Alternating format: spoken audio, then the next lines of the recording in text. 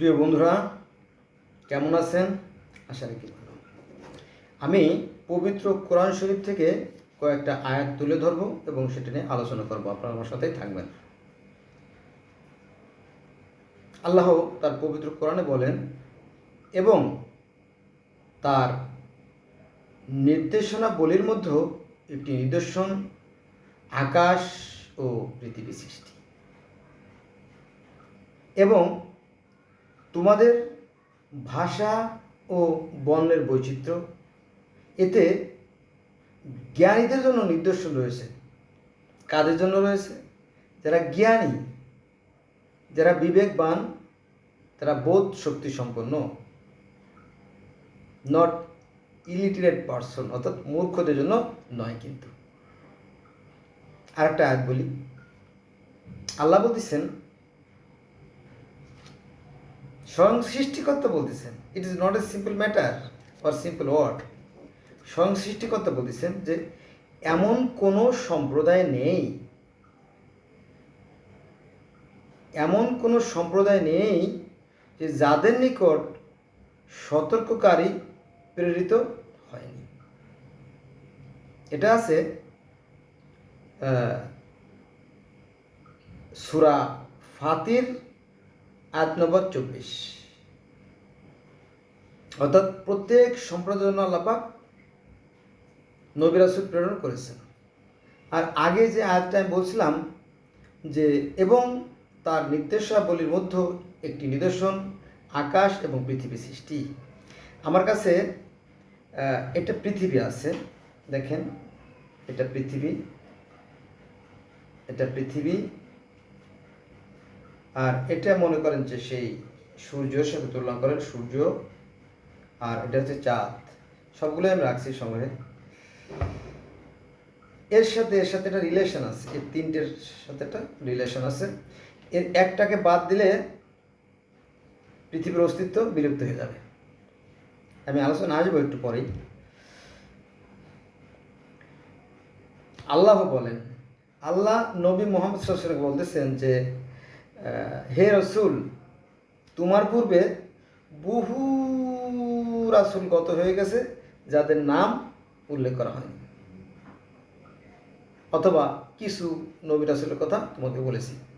এখন 1,24,000 মতান্তরে 2,24,000 নবী রাসূল এই পৃথিবীতে আসছেন।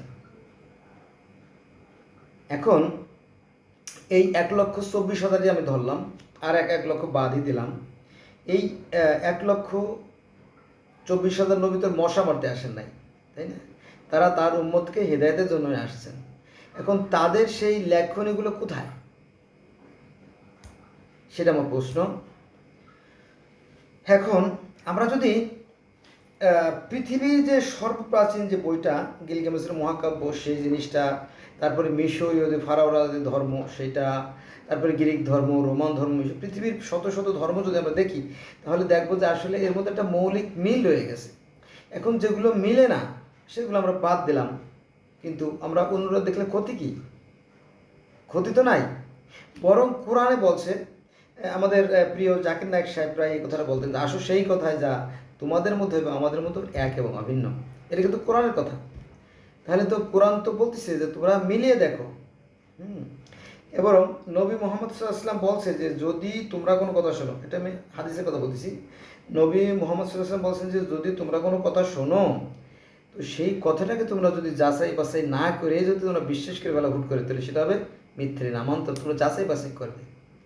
এখন এই কোরআন শরীফটাও কিন্তু আমরা যাচাই করে দেখতে পারি যে কেন না না না, এটা ইম্পসিবল থিং। কোরআনকে কেন যাচাই করতে হবে? কোরআনকে যাচাই করা যাবে না। কেন যাচাই করা যাবে না? কোরআন নিজেই বলছে যে আসো সেই কথায় যা তোমাদের মধ্যে আমাদের মধ্যে এক। বলছে তো, কোরআন তো বলছে, সমস্যা কোথায়?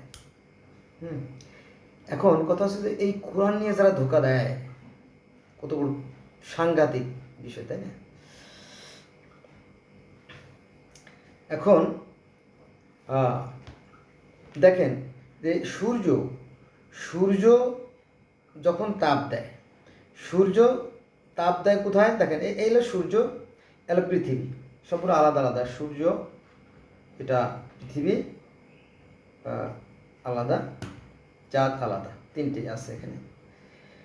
সূর্য যখন তাপ দেয়, সূর্য যখন তাপ দেয় তখন কিন্তু আপনার হয় বাতাসের সৃষ্টি হয়, অর্থাৎ প্রাণের যে সৃষ্টি হয়, প্রাণ, আমাদের যে প্রাণ বায়ুর পাত্তা, আমাদের এই প্রাণ বায়ুর পাত্তা চলে গেলে আমাদের মৃত্যু। ঠিক আছে? তো এই সূর্য যখন তাপ দেয় তখন বাতাসের সৃষ্টি হয়। এটা কীভাবে বুঝাবো আমি জানি না। মনে করেন যে একটা পাত্রে যদি আপনি পানি জাল দেন, তাই না, দেখবেন যে বলক ওঠে, তাই না? বলকটা এইভাবে ওঠে, আর সূর্যের বলকটা এইভাবে ওঠে। সেটি কীভাবে ওঠে দেখেন, সূর্য যখন তাপ দেয়, সবাই আবার বুঝতে পারবে না, যারা সাধারণ মানুষ তারা বুঝতে পারবে না, যারা জ্ঞানী বিবেকবান বুদ্ধিমান তারা বুঝতে পারবে। সূর্য যখন তাপ দেয় তখন তো বাতাসের সৃষ্টি হয়, এবং এই বাতাসটা সাগরে যখন পড়ে তখন সাগরে উথাল পাতাল ঢেউ শুরু হয়, বুঝছেন?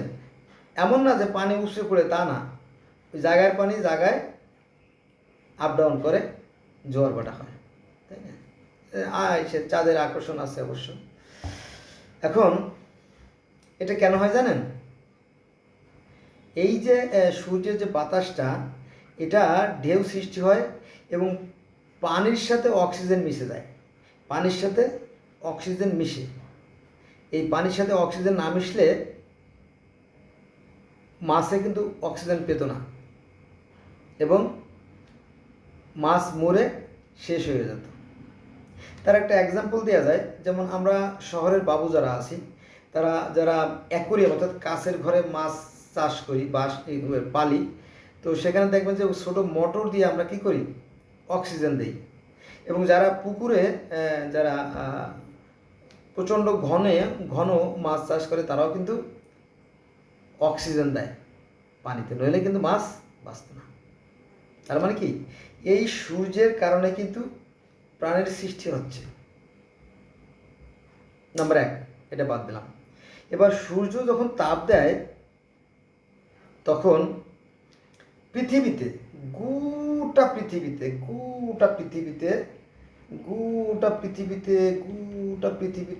যত গাছ আছে,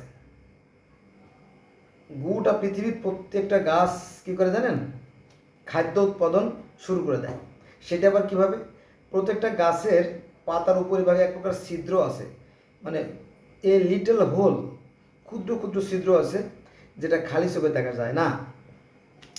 ডিমেরও কিন্তু 1700 ছিদ্র আছে, ডিম, এটা অনেকে জানি না, ডিমেরও 1700 ছিদ্র আছে।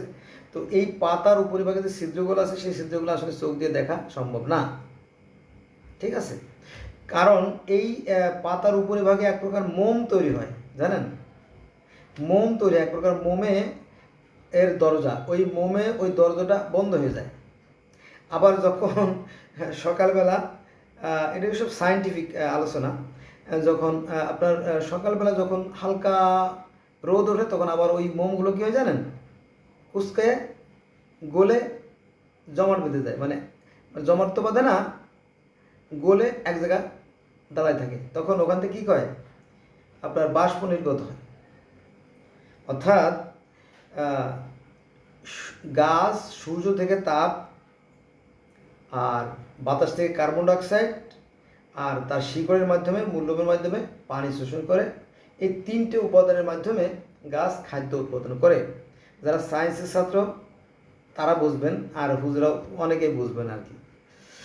তো এইভাবে গাছ খাদ্য উৎপাদন করে, ফলে গাছের কি হয়, পাতা বাড়ে, ডাল বাড়ে, একসময় ফুল দেয়, একসময় ফল হয়। এটা হচ্ছে কি, এই সূর্যের তাপের কারণেই হয়। তার মানে যে প্রাণের যে সৃষ্টি হয়, তাও এই সূর্যের, পৃথিবীর, চাঁদের সবার সমন্বয় হয়।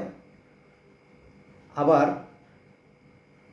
খাদ্য উৎপাদন প্রক্রিয়া ও এই সূর্যের কারণে হয়। এবং পৃথিবীতে যত প্রাণী আছে, যত মানুষ, যত কীট পতঙ্গ, পিঁপড়া থেকে অতিকায় হাতি, আনাকোন্ডা, জেব্রা, জিরাফ, গরু, ছাগল, হাঁস, মুরগি, শিয়াল, কুত্তা, সব প্রাণী খাদ্য পায়।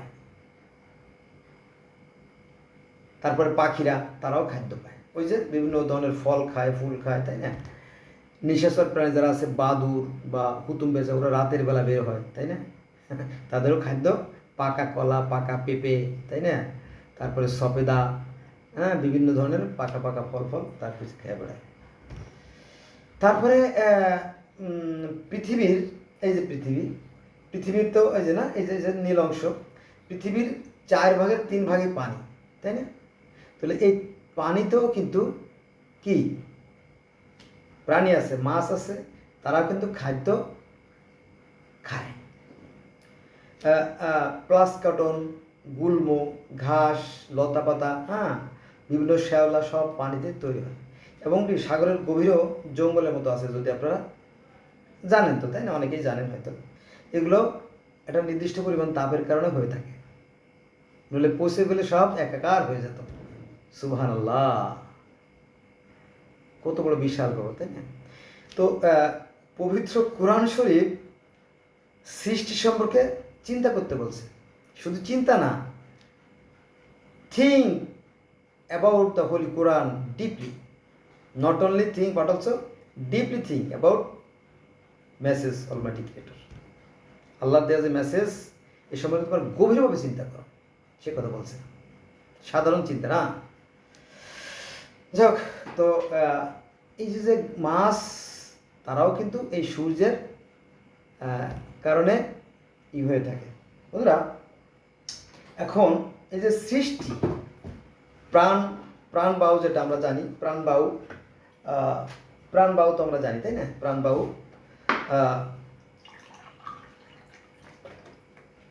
প্রাণবায়ু সৃষ্টি হলো। এখন এই যে পানি না, পানি,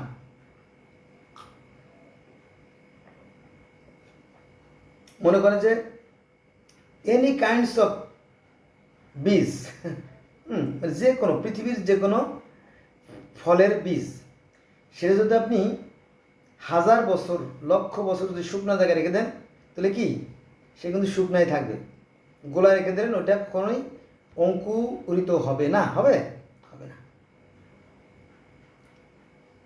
আবার যদি পানির ভিতরে রেখে দেন, তখন কি হবে? সেটা পচে যাবে। এখন সায়েন্সে যারা ছাত্র, তাদেরকে এগুলো শেখানো হয় এরমতি, মানে 16 বীজ, 3টে 16 বীজ, একটা পানির ভিতরে, একটা আছে আপনার শুকনো জায়গা, একটা আছে মাঝখানে, অর্থাৎ খানিকটা পানি আর খানিকটা কি শুকনা, অর্থাৎ আর্দ্র পরিবেশে যদি আপনি বীজ রাখেন, সেখানে বীজ অঙ্কুরিত হবে। মজার বিষয় না? তাহলে বাতাস হচ্ছে প্রাণ বায়ুরূপ আত্মা, সেটাও আমরা পাচ্ছি প্রকৃতি থেকে। আর যে প্রাণের যে সৃষ্টি হয়, তাও আর্দ্রতার মাধ্যমে হয়, জানেন না? আর্দ্রতার মাধ্যমে হয়। যারা ডিম ফুটায়, যারা ইনকিউবেটর মেশিনে অথবা ডিম ফুটায়, এই ডিমের জন্য আর্দ্রতার প্রয়োজন হয়। দেখবেন যে ইনকিউবেটর মেশিনে ডিম ফোটানোর যে যন্ত্র, তার ভিতরে যেমন থাকে, তাপ থাকে, হেরিকেনের আলো হোক আর লাইটের আলো হোক, যে কোনো আলো থাকে, আর সেখানে একটা বাটিতে কিছু পানি থাকতে হয়। পানি না থাকলে কী হয় জানেন? পানি না থাকলে ওই বাষ্পে আর্দ্রতা না থাকার ফলে ওই ডিমগুলো শক্ত হয়ে যায়, পরে বাচ্চাগুলো ডিমের মধ্যে মারা যায়। তার মানে কি? তাহলে সৃষ্টির জন্য, যে কোনো প্রাণের সৃষ্টির জন্য, প্রাণের উৎপত্তির জন্য, এই যে শুকনো বাতাস, শুকনো মনমরে বাতাস আর পানির আর্দ্রতায় দুটো জিনিস লাগে। আপনি দেখবেন যে পবিত্র কোরআন শরীফের সূরা হুদের 7 নম্বর আয়াতে বলা হয়েছে যে পানি থেকে সৃষ্টি, আবার বলা হয়েছে যে মাটি থেকে সৃষ্টি, আবার কোথাও বলা হয়েছে ঠনঠনে শুকনো মাটি থেকে সৃষ্টি। কোরআনের কথা, ইট is not a simple matter. আপনি কাটতে পারবেন না কিছুতেই, ঘটনা সত্যি কিন্তু, এবং এটা বিজ্ঞানসম্মত এবং বাস্তব সত্য। তার মানে কি, আর্দ্রতা থেকে সৃষ্টি হয়। বোঝা গেছে বিষয়টা? মায়ের যে জরায়ুর ভিতরে আমরা ছিলাম, সেখানে কিন্তু আর্দ্রতাও যেমন আছে, তাপও আছে। মায়ের যে ডিম, মায়ের যে জরায়ু, মায়ের জরার ভিতরে যে পানিটা থাকে ওটা কিন্তু এই ধরনের নর্মাল পানি না, ওটা একদম বিশেষ ধরনের পানি। ওটাকে মেডিকেল সায়েন্সের ভাষায় যারা ডাক্তার তারা বুঝবেন, যদি কেউ আমার ভিডিও দেখে থাকেন ডাক্তার, তো সেটাকে বলা হয় fluid. That's mean a kinds of medicine. সেটা হচ্ছে কি এক ধরনের অ্যাসিডের মতো, অ্যাসিডও না আবার কি পানিও না। কি সাংঘাতিক, তাই না? সুবহানাল্লাহ। সেই পানির ভিতরে বাচ্চা পচেও না, গলেও না, বরং ভালো থাকে। এবং এই পানির একটা বিশেষত্ব আছে, একটা বৈশিষ্ট্য আছে, একটা গুণ আছে, সেটা হচ্ছে কি এই পানিটা দীর্ঘ সময় গরম থাকে এবং গরম ধরে রাখতে পারে। আবার হ্যাঁ, বেশি ঠান্ডাও না, মানে অনেকটা ফ্রিজের মতো। ইন্টারেস্টিং ব্যাপার না? মার পেটের ভিতরে যে ফ্লুইডটা, যে পানিটা, সেটা কি ফ্রিজের মতো, না ঠান্ডা না গরম। ইন্টারেস্টিং ব্যাপার না? কত বড় বিজ্ঞানী সেই সৃষ্টিকর্তা।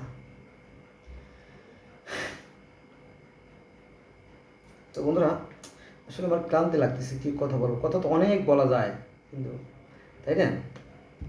তাহলে আমরা দেখলাম যে এই যে যে প্রাণের সৃষ্টি, তারপরে এই বাতাস না হলে কী হতো জানেন? এই বাতাস না থাকলে কিন্তু আমরা কথা বলতে পারতাম না, কথা চলতো না। এই বাতাস না থাকলে কৃত্রিম উপগ্রহ শূন্যে পাঠানো যেত না। এই বাতাস না থাকলে কি আমরা নিঃশ্বাস নিতে পারতাম না, তাই না? এই বাতাস আমার প্রাণ, আমরাই প্রকৃতির সন্তান। আমাদের মধ্যেও তাই আছে, যা আছে বিশ্ব ব্রহ্মাণ্ডে তাই আছে এই দেহখণ্ডে। কথা অনেক, কোনটা থেকে কোনটাতে বলবো আমি বুঝে পারছি না আর কি, একটা ভিডিওতে কিছু বোঝা যায় না। তো আমি যেটা বলবো সেটা হচ্ছে যে বন্ধুরা, যে এই যে পৃথিবী, তাই না, এই পৃথিবীতে কিন্তু 3 প্রকার পানি আছে। কয় প্রকার পানি? 3 প্রকার পানি। একটা আছে মিষ্টি পানি, একটা আছে লবণাক্ত পানি, একটা আছে তিক্ত পানি। হ্যাঁ, তিক্ত পানি। সেটা হচ্ছে যে কেমন জানেন? আমাদের নদী নালা, খাল বিল, হাওর বাওর, জলাশয়, পুকুর, ডুবা, হ্যাঁ, টিউবওয়েল, তারপরে আপনার এই যে আমাদের যে কলস বা এই সমস্ত ছোটোখাটো যেসব উৎস থেকে যে পানি আমরা পাই সেটার মতো কি মিষ্টি পানি। কিন্তু সাগরের পানি লবণাক্ত, আর মহাসমুদ্রের পানি, গভীরের পানি হচ্ছে তিক্ত। আপনারা খোঁজ, অনেকে জানেন না হয়তো বিষয়টা, খোঁজ নিয়ে দিয়েন যে ঘটনা সত্যি। তিক্ত কেন? কারণ সেখানে লবণের পরিমাণ এতই বেশি যে লবণ অতিরিক্ত হলে কিন্তু তিতে লাগে। বুঝতে পারছি?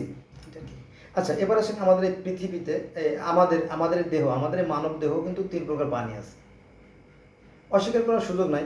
যেমন আমাদের যে মুখের যে পানিটা প্রতিনিয়ত, যেটা আমাদের জিভকে ভিজা রাখে বা মুখকে, ঠোঁটকে ভিজা রাখে, এটা মূলত মিষ্টি পানি, এজন্য আমাদের কষ্ট হয় না। কিন্তু যখন ঘামের পানি, আমি ঘামতেছি এখন, ফ্যান অফ করে রাখছি যাতে শব্দ দূষণ না হয়, আপনারা যাতে কষ্ট না পান। তাহলে এই যে আমাদের মুখের পানি হলো মিষ্টি, এবং আমাদের চোখের পানি, ঘামের পানি হচ্ছে কি লবণাক্ত। আর আমাদের মতো তৃতীয় আরেকটা পানি আছে, সেটা হচ্ছে কি পাচক রস। অনেক সময় আমাদের বমি আসে না?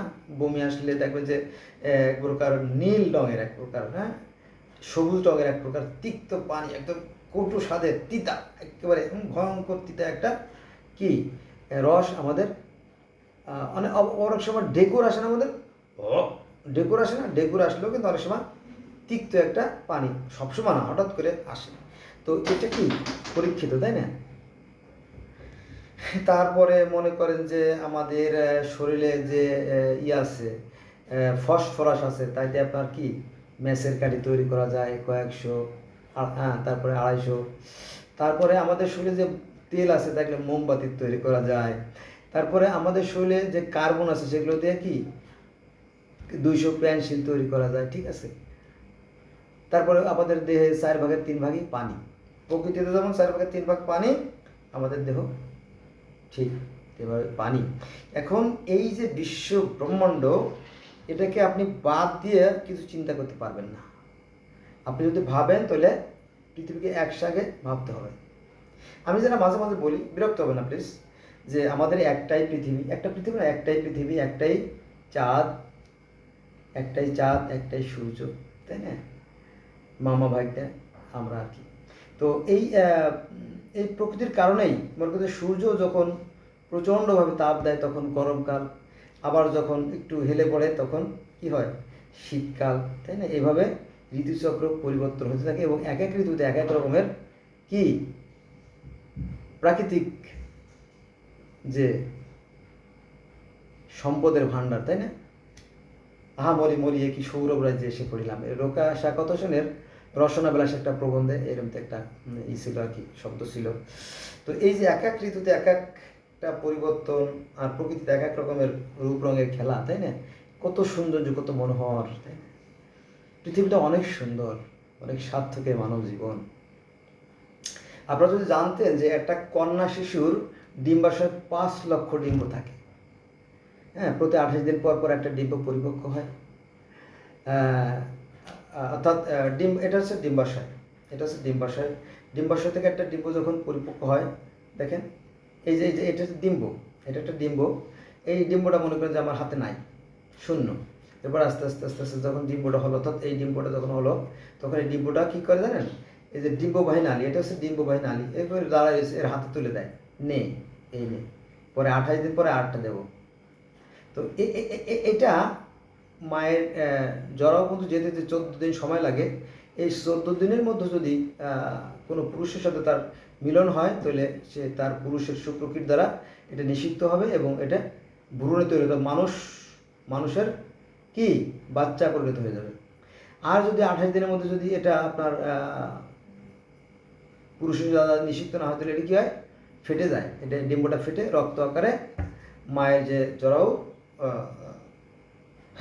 জরাউর উপরের দেওয়াল, ডানের দেওয়াল আর বামের দেওয়াল, নিচে তো জনিপথ, তো এই 3 দেওয়ালে যে রক্ত জমে, এই রক্তটা অ্যাট এ টাইম যখন এই ডিম্বটা ফেটে যায় তখন রক্তক্ষরণ হয়, সেটাকে আমরা বলি কি মাসিক বা ইত্যাদি। এটা পৃথিবীতে যত প্রাণী আছে সবার বেলা এরকম এটা, যেমন কাতি মাস অঘ্রাণ মাসে কুকুরে তাই না সেক্স করে, এরকম ঠিক। তো প্রকৃতিতে সমস্ত প্রাণীর মধ্যে এই সেক্সের ব্যাপারটা আছে। শুধু কি এখানে শেষ না, গাছের বেলাতেও আছে। মনে করতে একটা গাছে 2 রকমের ফুল থাকে, এটা আছে পুরুষ, এটা আছে নারী ফুল।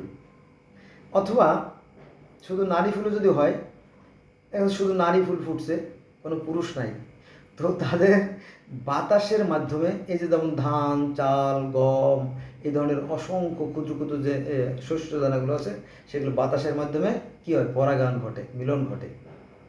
এইভাবে সৃষ্টিগুলো হয়ে থাকে। মানুষের মধ্যেও আবার দেখেন এইভাবে হয়, প্রেমের মাধ্যমে কত সুন্দর এই সৃষ্টি। আমরা মনে করি যে অসুন্দর, না, দেখবে যে একটা নারী হচ্ছে কি ফুল, একটা নারী হচ্ছে ফুল, একটা পুরুষ হচ্ছে ভ্রমর, আকর্ষণ করে, তাদের মধ্যে পরাগায়ন ঘটে, মিলন ঘটে, তারপরে নতুন প্রজন্মের সৃষ্টি হয়। ফুলের বেলাও একই ঘটনা ঘটে, তাই না?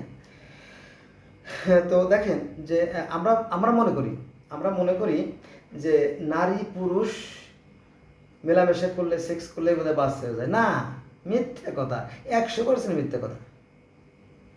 কারণ এই যে ভিতরে যে মনে করেন যে পিতার ব্রেনের মধ্যে একটা কাজ করে, এনার্জি কাজ করে, পাওয়ার কাজ করে, তখন সে নারীর প্রতি আকর্ষণ বোধ করে, মায়ের প্রতি আকর্ষণ বোধ করে, তারপরে মিলন ঘটে, তাই না?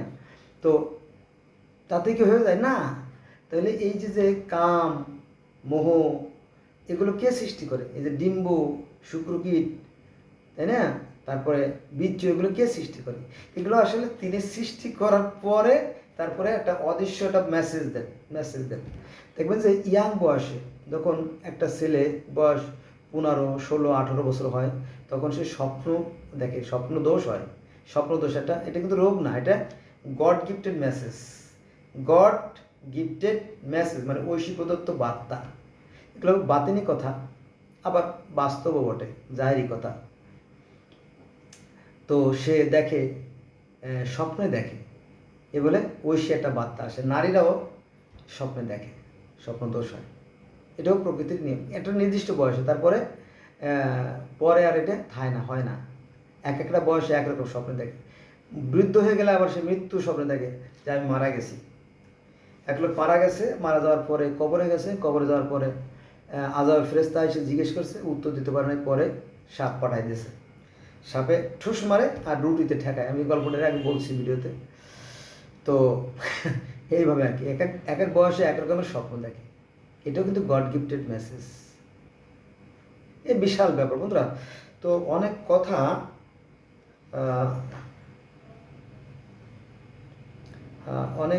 সেটা হচ্ছে কি, আমি তো আরেকটা আয়াত বলি, আমি তো তোমার পূর্বে অনেক রাসূল পাঠিয়েছিলাম।